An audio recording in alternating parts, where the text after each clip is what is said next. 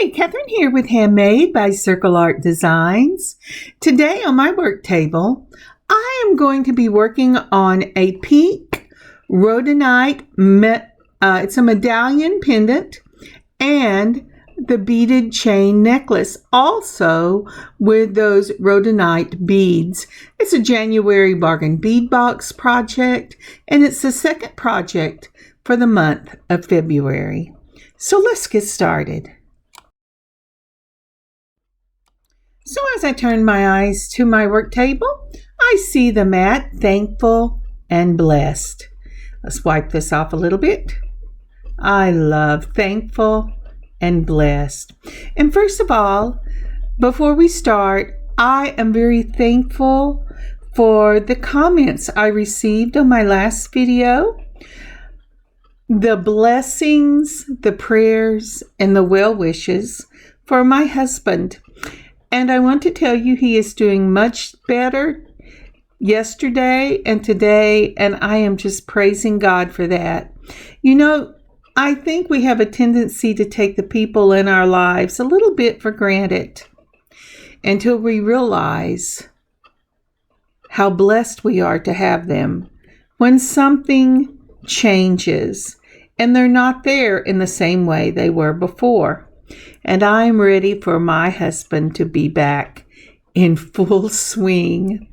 And I am so thankful that there was nothing major going on when he fell. And I am so thankful for your prayers, your well wishes, and your blessings. May God bless you too as you go through your day and your loved ones. So, what do you have to be thankful for today? Give it some thought. I know that there are things the Lord is doing in your life. May your eyes see them. Thank you so much. All right, mat's out. I'm going to go ahead and we're going to see if we can't find where this pin goes. And we will be ready to start. So first up is the rhodonite and brass pendant from the January Bargain Bead Box. I just think this is so pretty. Now my rhodonite is more of a brownish pink. It doesn't have any of the black lines in it, but it's still gorgeous. I did find that Bead Box Bargain did not have any more of these available, but you can get something, a medallion pendant in that brass color off of AZ Supplies, or I think I saw some on Etsy. So look around if you don't have something like this. Then next up are these 8mm rhodonite round beads. They're also from the January Bargain Bead Box. Aren't those pretty? So next up, also from the January Bargain Bead Box, we're going to be using these rhodonite faceted coin beads. I love these. They are just gorgeous, and they're the ones that I used in earrings that we made earlier in the week. No, that's wrong. Those earrings are coming up. Then from my own stash, I'm using 10-0 Topaz. This is a topaz mix of check seed beads that has golds and coppers and dark browns, and I think it will really set this off. I'm going to add to that some black because I have black in my rhodonite beads. I'm going to add a little black to this necklace. These are check glass in the 11-0 seed beads. Alrighty, let's see what else we have. So, the seed beads came from my own stash, but these little beautiful 4mm bicones, these are in antique copper, and they have also come from the January Bargain Bead Box. And I did see something similar to this on Amazon. So next up are these beautiful filigree links. I think they're gorgeous. They're from a Bargain Bead Box from last year, and I didn't get to use them. And so I'm going to use them in this necklace today. Again, I didn't see any of these left in bead box bargain, but if you Google filigree links, I found them or something similar on Etsy, Eureka Crystal, and on, let's see, I think it was Lime Beads, maybe. But just Google filigree links and you should find what you're looking for. And would you take a moment to like, comment, and share this video? And if you haven't subscribed to this channel and clicked on the notification button, would you do that? It would really be a big help to us. Thank you. We will also be using some soft flecks and a fine, and this color is an autumn brown. This one you won't necessarily see the color, but I love using the colored wire from soft flecks. Then pulling from my own stash, I'm going to pull some antique copper wire guards. I love using these things. The joy or the goodness, I guess you would say, of these is that it keeps your wire from rubbing. And that's what they look like. They look like maybe baby ends, but I call them upside down U's. From Bead Along, I'm using the round crimps in a number 1, also in a copper. This is kind of a mixture of antique copper and of brass, and I love it. Okay, here are all the beads I have up on the table I'm going to be using to do this beaded pendant necklace. So, using the autumn brown for this, I have to decide how much of it I want. I would like to have my necklace by itself to be 30 inches because I want a long necklace. I'm also going to need to have 1 inch to 1.5 inches on both sides to make sure that I can go ahead and have enough to put that beading wire on, the wire guard on. So here I am measuring out 23 inches. That should be enough for me to get a nice, beautiful bead look on here and have wire to go through the wire guard and crimp. And then I'm going to use, I guess I didn't show you, but I will be using the Rolo chain from the January Bargain Bead Box, but any antique copper chain will do. I've put on my crimp, and now I've gone through the tubing, around the upside down U, back through the tubing on the other side, put my wire, this soft flex wire, into my number 1 crimp, just like that. Make sure that you don't allow your wire to cross. If it crosses, it will not hold. When you give it a good tug, it'll just pull right out of there. And you know, that's part of the thing that I struggle with the most, is keeping that. Can you see right there where they're just parallel to each other? Is keeping that nice and straight, because I'll let go of it to do something and ta-da, it crossed just like that. So I had to uncross it. I'm going to use my crimpers for this. There are 2 half circles on one side of your crimper. One is large at the back, one is small at the front. Put it in the large at the back. Mash your handles down, half turn, mash your handles down, and you should have a nice little crimp. When you mash your handles down the first time in the back, it should make a beautiful little M, and then you're going to half turn that or quarter turn that, however you want to say it, and then it will go ahead and make the M close together. So the first thing I'm putting on here is one of those antique copper bicones.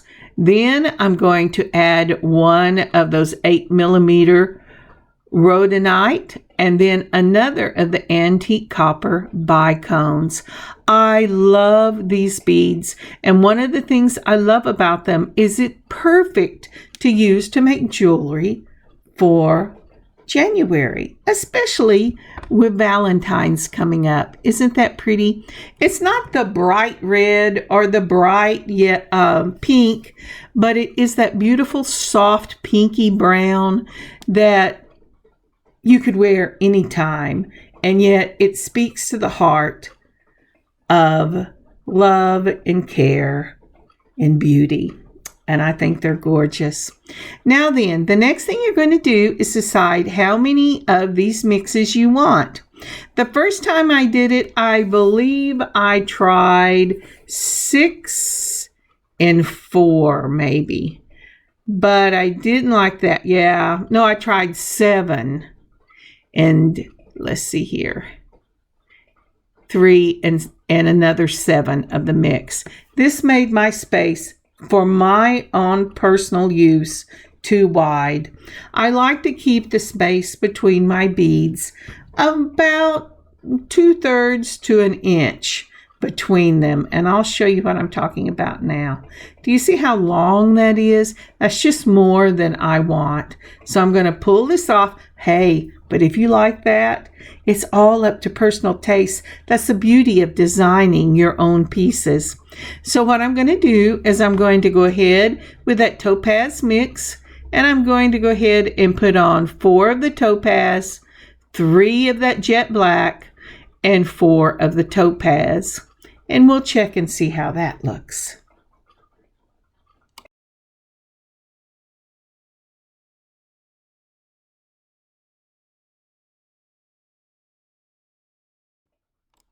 And that is just perfect for me.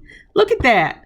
I just love that. It gives me a very consistent look, but it's the right length. It's great.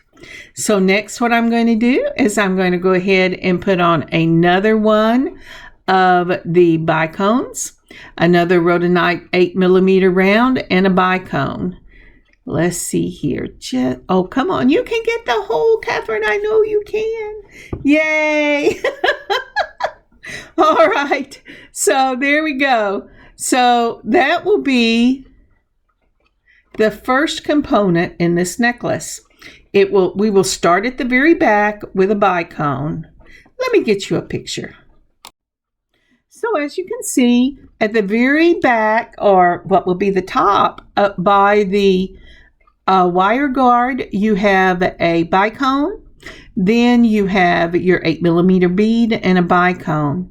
Next up will be your seed beads. I'm using the topaz and the jet black. I'm going to put 4 seed beads from that topaz mix, and then I'm going to put the jet black, and then 4 more of the topaz mix. This topaz mix, I believe I picked up at Hobby Lobby last summer, and it was a big tube, and I have got to use a lot of it. I just love this topaz mix. So now we're going to go ahead and follow this pattern on down of 4 of the topaz, 3 of the jet black, and 4 of the topaz seed beads. And then we come to the decision point. What do you want to do next? I want to use at least 2 on each side of the beaded portion of my necklace of these faceted rhodonite coin beads. So the first thing I tried was to add another of the round 8mm, just like that. But I decided that was too much. It took up too much space, and I wasn't going to be able to get 2 of them on each side. So I went with just the one. I went ahead and put on the I want to keep saying that. The topaz and the jet black seed beads. And then I'm going to carry on the pattern of 2 of the 8mm rhodonite, and then a coin bead, and then 2 and a coin bead, until I get to the middle of the necklace. And when I get to the middle, I will come back. You don't want to see me do that all the way down. Okay, I'll be right back.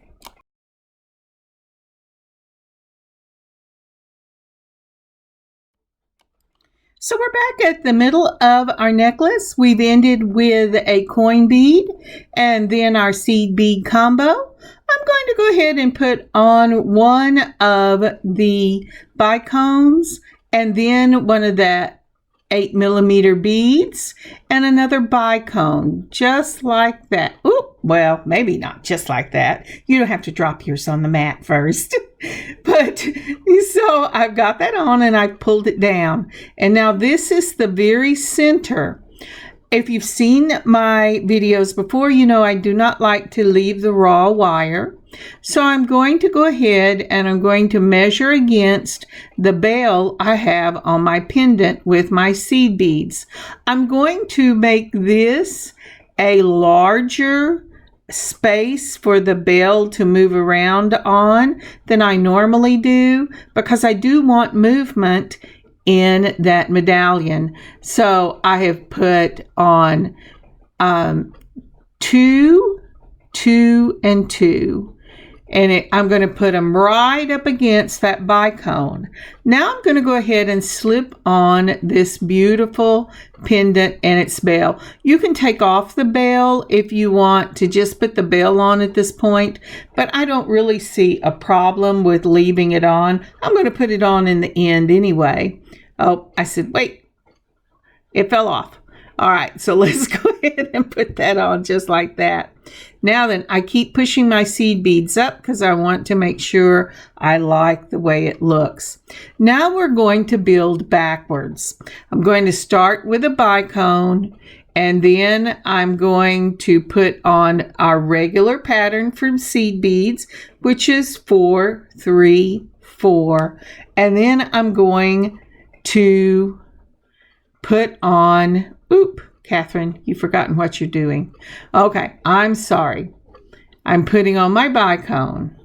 Then I'm putting on, yes, an 8mm. And then I'm going to put on another bicone. And I'm going to put on the regular seed bead pattern. As I said, we're building backwards. You want this side of your necklace to mirror the side of your necklace for the other side. So let me get this down so you can see what I'm talking about.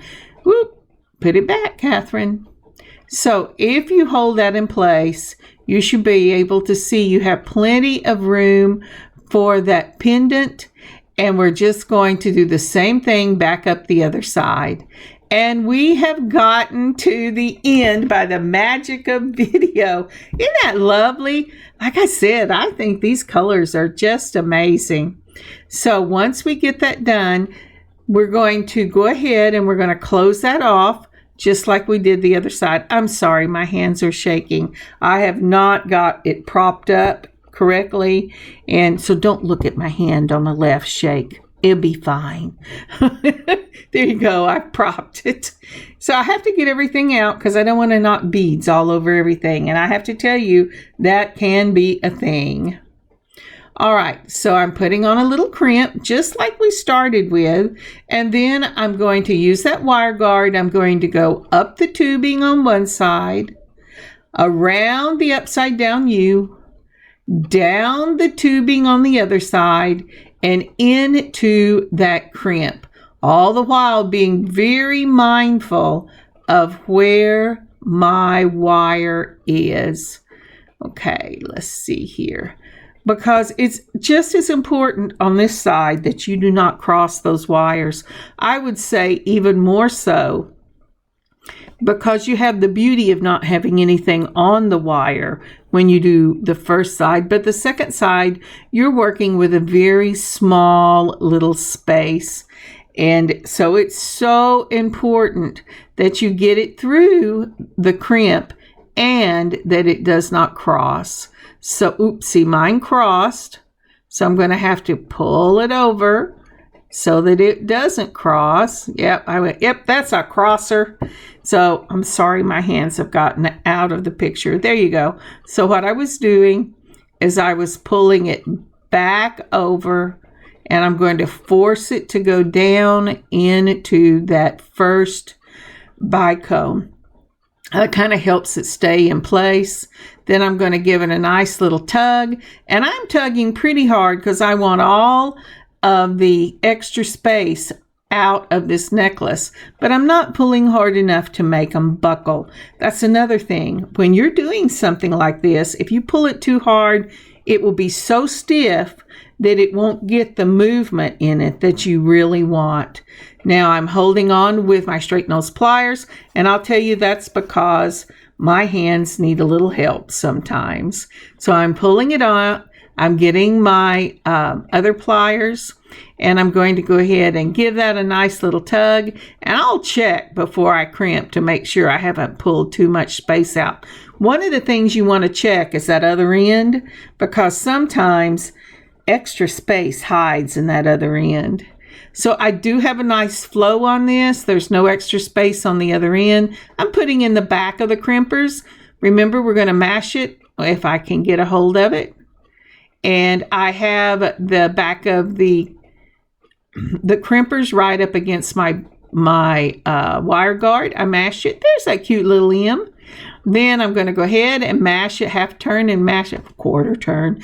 I want to say half turn. You might as well. In my mind, it's a half a turn, and I'm gonna mash it again. Excuse me. And then we're going to go ahead. I tugged on it to make sure that it was going to hold. And now I've used my flush cutters and cut it off. Did you see how I bent the wire away from the bead? That's so there's no danger of cutting the wire you were beading on. Now, isn't that pretty? The beaded portion of this necklace is done, and we're ready to add those filigree links. So for the first section where I'm adding the link to the beaded portion, I'm going to use an oval jump ring. I've held it between two of the chain nose pliers, and with the twist of one wrist, I opened it up. Now twisting one wrist back the other way, giving it a little rocking motion to make sure that it's closed, and making sure that there's no rough spot. I feel it with the top of my finger, and then I know that that portion is really closed. I've gone ahead and put it on the other side as well. It's closed, and now I have that Rolo chain that came in the January Bargain Bead Box. I'm not going to put a clasp on this. I want it to just be an over the head.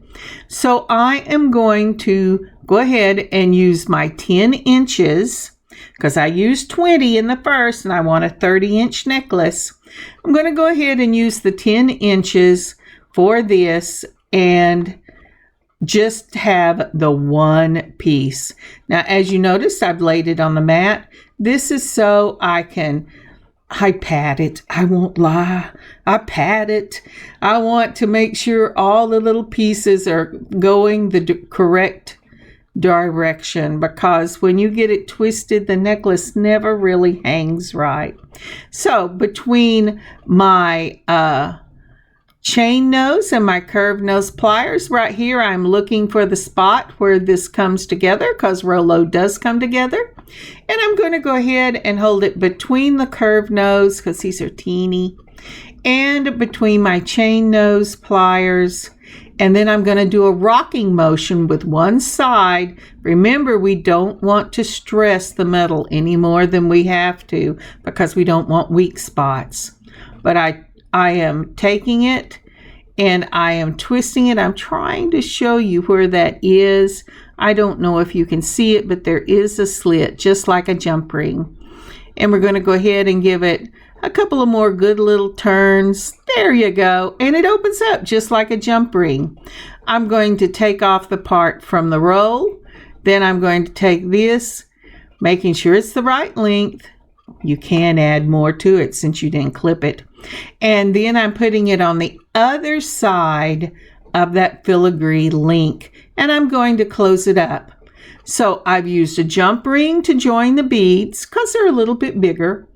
But then for this beautiful filigree, I'm going to go ahead and just use the link that comes in the chain. And I'll do it on the other side. And our necklace will be finished. Isn't that amazing? This is not a hard necklace to put together. It doesn't take a lot of time. It does take a lot of material, but not a lot of time. This is sped up. It took me about an hour, maybe a little more, but I am a slow person. Like I said, as you know, if you've watched me, my hands shake and there's things I have to do to make up for it. But I love creating. There you go. It opened up. Remember, only twist one wrist. Hold the other wrist stable so that you do not stress that. Oop, dropped it. So that you do not stress your metal. Because, boy, when I first started, I was that twist it like a figure eight person.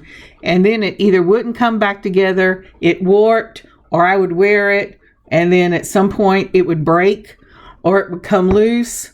And I would go, I know this was all closed. Well, yes, it was, but I treated the metal just like I treated my clay whenever I was 12 years old. I just squished the dickens out of it and then wondered why it wouldn't stay. But here we go. Let's try this one more time. And we're going to close it up just like that. It kept jumping out of my hands. I can always tell whenever I've sat too long and I'm getting tired. Things jump around a little more. All right, so that's what I'm doing. I'm filling it. I'm looking at it. I'm making sure. And that necklace is finished. Isn't that cool?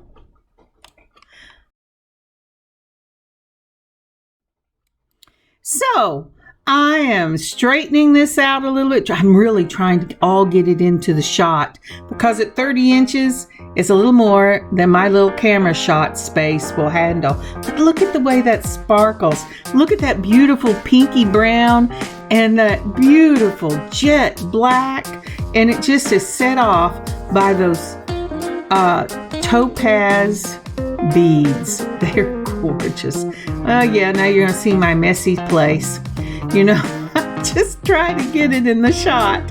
Okay, we'll take a moment and then I'll put out my little heart. Oh, by the way, some have asked me about my jewelry drops. Jewelry drops have become a little hard for me to get it all worked in these days. So my daughter suggested that I do a jewelry drop about every 2 to 3 weeks. And that's what I'll do. And I'll let you know in community when I am going to do a jewelry box. And I'll try to put a little short out that shows everything that's going into the shop. All right. Isn't that pretty? I just love that. What it is I need a day just to do the shots and get those into the shop. But that's beautiful. See, it has such a beautiful pinky brown. You could wear this all year. It doesn't just have to be for the month of February, but it is gorgeous. Just a gorgeous, gorgeous piece.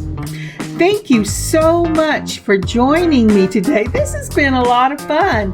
And as I said with a slip of the tongue, I do have a couple of earrings that will be coming out in the next week or so that will go with this necklace or by themselves. And we will work on those together as well. Again, thank you so much for joining me. Here are some pictures. I hope you had a lot of fun today. I know I did. I love designing the different components. I love designing the overall look of jewelry, whether it's necklaces or bracelets or whatever. The joy is in designing and putting it together. And I hope you enjoy that as well. I hope you have an amazing beading adventure this weekend, and I will see you next week. Kathryn, handmade by Circle Art Designs. Bye, y'all.